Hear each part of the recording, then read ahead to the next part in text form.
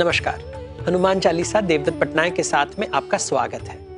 राम भक्त हनुमान कैसे शक्तियों का भंडार है, उनके नाम से सारे संकट कैसे दूर हो जाते हैं, ये तो सब जानते हैं। इसलिए तो हम हनुमान चालीसा पढ़ते हैं। लेकिन क्या इन शब्दों के ऊपर हमने ध्यान दिया है, इनके मतलब जाना है? ये विचार लेके ये शो है जहाँ पे हम हर एपिसोड में एक चौपाई को लेके उस पर चिंतन करते हैं, हर शब्द का अर्थ ढूंढते हैं, इनमें क्या रहस्य है ढूंढते हैं और समझने की कोशिश करते हैं, थोड़ा ज्ञान योग के तरफ जाते हैं। आज हम दूसरी चौपाई के ऊपर ध्यान देंगे। चौपाई है रामदूत अतुलित बल धामा, अंजनी पुत्र पवन सुत नामा। चालीसा में पहली बार उन्हें रामदूत कहा गया है। इसके पहले हनुमान को ज्ञान और गुण का सागर बताया गया है। उन्हें कपीश कहा गया है, मतलब कपीश जो वानरों के देवता, इष्ट वानर, सबसे बड़े वानर, सबसे महान वानर के बारे में बताया गया है। कहा गया है कि जब वो आते हैं तीनों लोक में उजागर होता है, लाइट जैसे जैसे सूर्य आके अंधकार को निकालता है, तीनों लोक में वो सूर्य जैसे हैं। लेकिन पहले बार हमें बताया गया है कि वो राम के दूत है। उनके पास अतुलित बल है, फिर भी वो रामदूत है। अभी इसके ऊपर गौर कीजिए, क्योंकि जब कोई कहता है कि मैं बहुत बलवान हूं, मेरे पास ज्यादा ताकत है, शक्ति है, साधारण समाज में ऐसा आदमी अपने आप को लीडर बनता है। वो कहता है कि मैं लीडर हूं, सब में मुझसे छोटे हैं, मुझसे इतने बल उनके पास नहीं है, मेरे पास ज्यादा बल है, मेरे पास अतुलित बल है, बहुत बल है, और इसलिए मैं सबके ऊपर एक डोमिनेट करता हूं, मैं सबको कंट्रोल करता हूं, सब मेरी बात सुनना चाहिए, नहीं क्योंकि मेरे पास बल है। तो मतलब एक अहंकार आ जाता है, एक एरोगेंस आ जाता है, जिसे हम मद कहेंगे, घमंड कहेंगे, एक आ जाता है। लेकिन हनुमान के पास अतुलित बल होके भी वो रामदूत है। उनको कोई प्रॉब्लम नहीं है राम की सेवा करने में, क्योंकि उन्हें पता है कि राम भगवान है। उन्हें ये ज्ञान है कि राम जब काम कर रहे हैं वो अपने लिए नहीं, दूसरों को सोच के काम कर रहे हैं।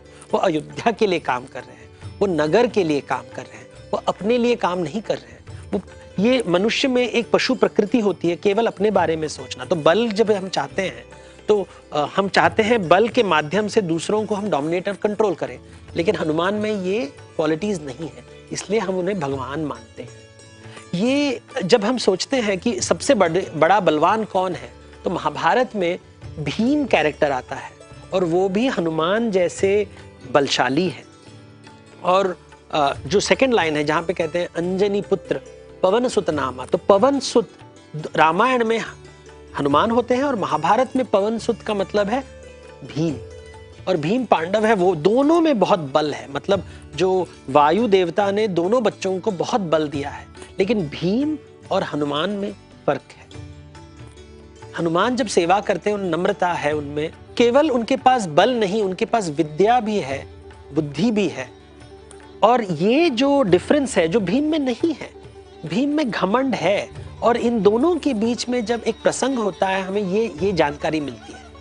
महाभारत में एक बहुत बड़ी कहानी है जहां पे भीम जंगल से जा रहे हैं और वो कहते हैं कि मैं राजकुमार हूं और मैं सीधे रास्ते से चलूंगा, मैं लेफ्ट टर्न नहीं लूंगा, राइट नहीं लूंगा, जो भी मेरे सामने उनको हटना पड़ेगा, क्योंकि मैं राजकुमार हूं और मैं बलवान हूं। अगर कोई मेरे सामने आ जाएगा तो मैं उनको फेंक दूंगा, उनको कुचल दूंगा, उनको साइड में फेंक दूंगा। ये जो एक घमंड है, एक राजमहल का जो घमंड है कि मैं सीधे चलते रहूंगा, सब मेरे साइड से निकल जाएंगे और मेरे लिए रास्ता बनाएंगे, जो मेरे लिए राजमार्ग वो बना लेंगे, ऐसे वो चलते रहते हैं। लेकिन सडनली बीच में रास्ते में उनको एक बहुत ही वृद्ध वानर मिलते हैं जो सोए हुए हैं रास्ते में, और वो वानर कहता है कि देखो मैं बहुत बूढ़ा हूं, मैं हिल नहीं सकता, अगर तुम्हें सीधा जाना है तो मेरी पूंछ को तुम साइड में से किक कर लो और फिर सीधे चल जाओ। तो भीम देखते भी नहीं उसकी तरफ, सीधे चलते रहते हैं और उसको किक करते हैं उसके पूंछ को। लेकिन वो इतना स्ट्रांग होता है, इतना हेवी होता है कि कोई हिलता भी नहीं है, 1 सेंटीमीटर हिलता नहीं है। तो भीम फोर्स लगाते हैं, तो फोर्स के साथ हिलाना चाहते हैं, हाथ से, दोनों हाथ से जितना भी फोर्स लगाते हैं वो पूंछ हिलता नहीं है। और फिर वो वानर हंस पड़ता है और कहता है भाई मैं भी पवन सुत हूं, तुम भी पवन सुत हो, हम दोनों में अतुलित बल है, लेकिन मैं राम का दूत हूं। तुम किसका दूत हो? तुम में विनम्रता नहीं है, तुम अपने लिए काम कर रहे हो, इसलिए अपने आप में इतना घमंड है, इतना मद है, इतना विकार है कि तुम सोचते हो कि सबको तुम्हारे अगल बगल से, एक बूढ़ा वृद्ध वानर को भी तुम नहीं छोड़ रहे हो। तुम कैसे राजा बनोगे? तुम राम जैसे नहीं बन सकते, क्योंकि तुमने वो विनम्रता नहीं है, तुम में विद्या नहीं है, तुम में गुण नहीं है राजा बनने की। केवल बल से कोई राजा नहीं बनता। जंगल में भी जो पशु होते हैं उनमें बल होता है, लेकिन वो राजा नहीं बन सकते। वो केवल बल से दबाते हैं लोगों को। तो ये राजा का गुण नहीं होता। जो राजा होता है वो विनम्रता से लोगों की सेवा करता है। और जिसके पास बल होता है, जब तक तुम में बल है तुम राजा नहीं बनोगे, जब तक तुम दूत बनने नहीं बनोगे, राम के दूत नहीं बनोगे, तब तक तुम्हें राजगद्दी नहीं मिलेगी, तुम राजा नहीं बन सकते। इसलिए पूरी दुनिया में एक ही राजा राम है, एक ही राजा राम है जो बलपूर्वक राजा नहीं बनते। जब उनको कोई कहता है कि अयोध्या छोड़ दो तो वो छोड़ देते हैं। आरण्य के राम और अयोध्या के राम, दोनों राम शांति में रहते हैं। उनका अस्तित्व राज्य से नहीं आता है, राजमहल से नहीं आता है, रघुकुल से नहीं आता। उनका अस्तित्व आत्मा से आता है, जो भीतर है, जिसमें ना भूख है ना भय है। अहंकार भूखा होता है, अहंकार भयभीत होता है, और यही अहंकार के जाल में फंस के हम अपने बल को समेटते हैं और वो बल के माध्यम से लोगों को डोमिनेट करते हैं, कंट्रोल करते हैं। और यही दुर्दशा होती है राज्य की। हम चारों तरफ यही देखते हैं जब हम कहते हैं राजनीति, इसलिए कहते हैं राम राज्य आया नहीं। ये बात, ये 2 लाइन में तुलसीदास हमें बता रहे हैं। हनुमान पवन के पुत्र हैं, अंजनी के पुत्र हैं। वानर तो उनका एक देवता है उनके पिता, और एक वानर है उनकी माता। देवताओं से हनुमान आते हैं, वानरों से भी हनुमान आते हैं। सब जगह जहां देखें हमें भगवान दिखाई देंगे।